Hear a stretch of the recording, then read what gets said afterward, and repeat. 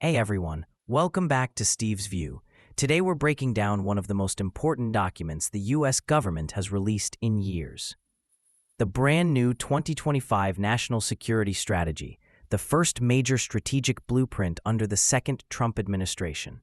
This document is a big deal, not just because it tells us what the White House wants to do, but because it signals a major shift in how America sees the world, sees itself, and sees its role in the 21st century. So in this video, I'm going to walk you through three big parts: what the new NSS actually says in plain English, why this strategy is so different from the past 30 years, how we should interpret this shift, is it Trump or is America itself changing, and finally, we'll look at what this means for Asia, for allies, for China, and for the future of American power. Let's get into it. Let me give you the big picture summary first. The 2025 NSS is grounded in three core ideas. 1. America First is officially the national strategy, not just a political slogan. The document explicitly rejects the globalist framework the US has used since the Cold War. It says America's security depends first on rebuilding our industrial base, restoring military strength, securing supply chains, controlling borders, and prioritizing domestic stability. The message is simple: fix home first. Take care of Americans first. For millions of Americans who feel globalization hollowed out the middle class, this shift probably feels overdue. 2. The US will no longer intervene abroad unless core interests are directly affected. This is a huge change. For decades, US foreign policy operated like this: if there's a crisis somewhere, America needs to fix it. But the new NSS draws a harder line. It says the US will engage only when the stakes are high enough and when intervention clearly benefits American interests. No more open-ended wars. No more global police role. At the same time, allies are told very clearly, you need to do more. We won't carry the whole burden. This is a shock to Europe, Japan, South Korea, and others. But it's also consistent with what American voters increasingly demand. Economic and technological security becomes national security. This might be the single biggest substantive shift. The NSS elevates supply chains, manufacturing, critical minerals, semiconductors, energy independence, and advanced technology to the same level as military power. In other words, if America doesn't control the future of tech and industry, America won't have national security. It's a realistic reflection of today's world, where chips, batteries, AI, energy grids, and biotech can be as decisive as missiles. 4. Alliances continue, but not the old way. The document doesn't reject allies, but it changes how alliances work. The US wants interest-based cooperation, equal responsibilities, capabilities-based partnerships, no blank checks, no moralistic value policing. This isn't the Cold War alliance model. It's much more transactional, much more results-driven. For some partners, this is refreshing. For others, deeply uncomfortable. Now, let me highlight the positive, practical, and strategic advantages of this new approach. 1. A clearer, more realistic sense of strategy. For years, America tried to maintain this impossible balancing act, promoting democracy everywhere, policing conflicts everywhere, supporting an oversized alliance network, while also fighting terrorism and competing with rising powers and maintaining domestic prosperity, all at the same time. The new NSS says, pick priorities, protect core interests, stop trying to do everything. Strategically, this is clarity, and clarity is a form of strength. 2. Reduces unnecessary foreign entanglements. Endless wars drained American lives, money, and political unity.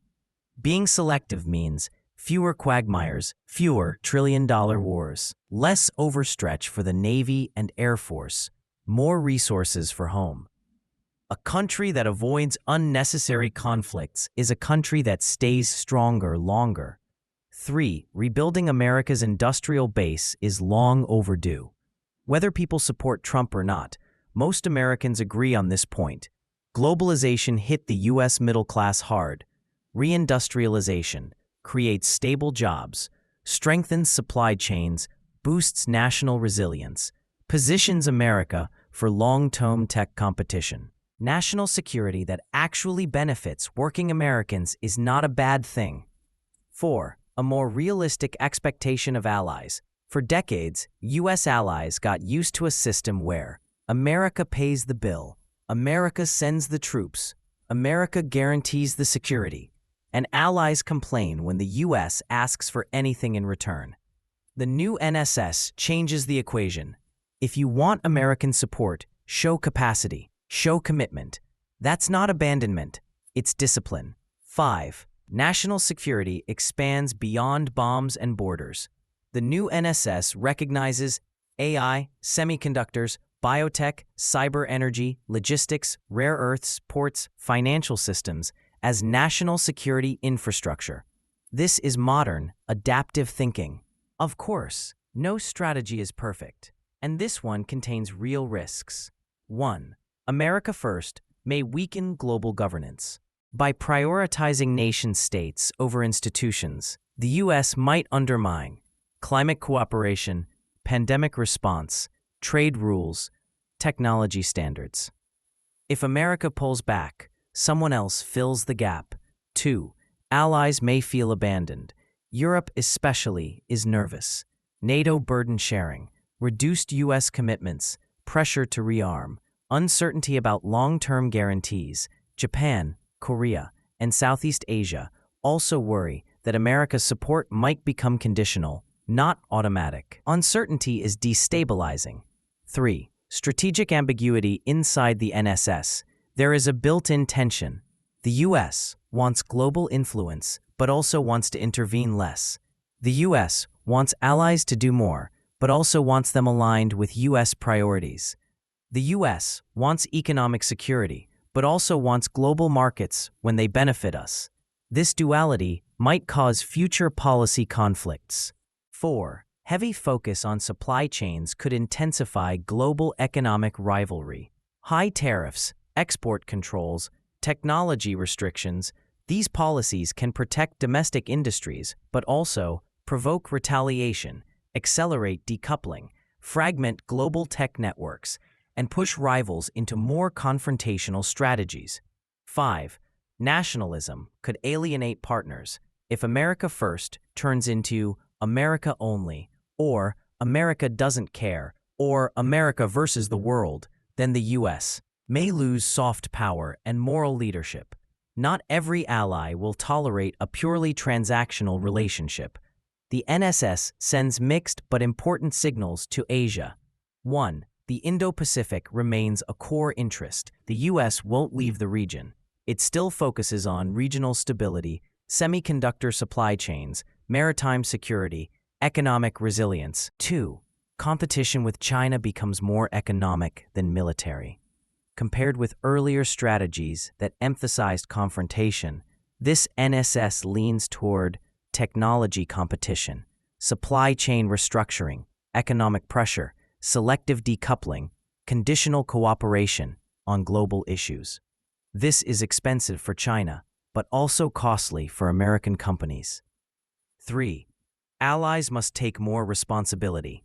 Japan and Australia expected this trend, but Southeast Asia will have to adapt. The U.S. is basically saying, we'll still be here, but don't expect us to carry you. So, here are the questions. Why has the U.S. shifted so much? Is this Trump or is this America?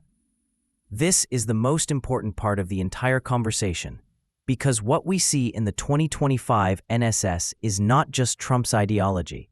It reflects deeper structural changes happening across American society. Let me break it down. 1. America has become more conservative, structurally, not temporarily. Over the past 15 years, U.S. public opinion has shifted significantly.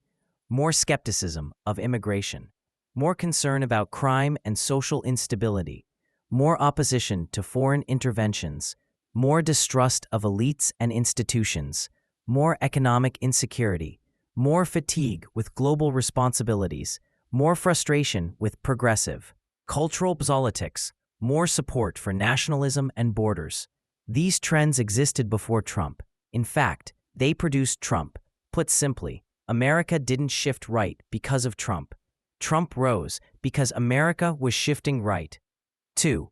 Political polarization pushed the national consensus rightward. Democrats have moved left on identity politics, climate policy, immigration, cultural issues. Republicans moved right on borders, national identity, manufacturing, law and order, foreign policy. The middle collapsed, and when the middle collapses, the overall center of gravity moves right. 3. U.S. foreign policy has become hawkish across both parties. Even Biden embraced restrictions on China's technology, industrial subsidies, tariffs, export controls, supply chain security, strict border enforcement, reduced trust in global institutions. This is not Trumpism. This is America's new bipartisan doctrine. Even a future Democratic president won't reverse it. 4. Trump represents the extreme version of America's new conservatism. If America is shifting right, Trump is the version that pushes the shift to its maximum. Strong nationalism, disdain for global institutions, aggressive industrial policy, hard borders, transactional alliances, populist, anti-elite tone, skepticism toward liberal order ideology. Even inside the Republican Party, not everyone agrees with this approach, but it is now an official national strat. Will the next administration reverse this? My assessment: the style might change, the tone might soften, but the direction will not reverse. Why? Because the forces driving this shift are structural: domestic economic insecurity, middle-class decline, rivalry with China, rising multipolarity, fatigue with wars, distrust of globalization, voter polarization, elite legitimacy crisis. These forces will still be here after Trump. What a Democratic successor might change: more diplomatic language, more engagement with allies, more commitment to climate/values, more predictable messaging. But the fundamentals: tough on China, industrial policy, stronger borders, selective intervention, reduced globalism, strategic competition, supply chain security. These won't change. If I had to summarize the 2025 NSS in one sentence, here's what I would say. It's a realism-first, interest-driven, nationalist strategy that reflects the deeper transformation inside American society, with Trump pushing that transformation to its most extreme, institutionalized form. In the short term, it may strengthen domestic resilience, rebuild industry, reduce foreign entanglements, sharpen U.S. competitive edge.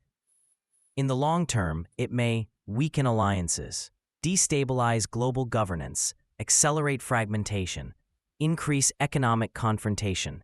It is neither purely good nor purely bad. It is a strategic recalibration shaped by a changing America. Trump didn't create this shift. He simply turned it into doctrine. And no matter who wins in 2028 or 2032, the United States will not return to the globalism of the 1990s or 2000s. That era is over.